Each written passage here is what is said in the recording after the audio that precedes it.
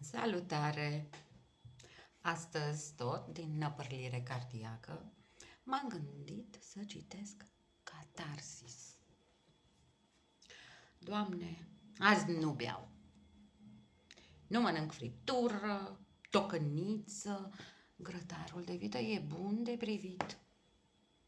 Gândul din surdină când a apăcat pofta unui dude dracului. Pofta unei bârfe, unei minciuni albe mă joacă pe degete. Inima se zvârcolește în spații negative, în vibrații joase. Nodurile își măsoară lacrimile cu păcate. Sunt expertă. Lumea se joacă tragic la păcănele. Viciile mă dansează în labirint, trăgându-mă de îndoieli. Dar azi nu fumez. Privesc în sus. O zi frumoasă.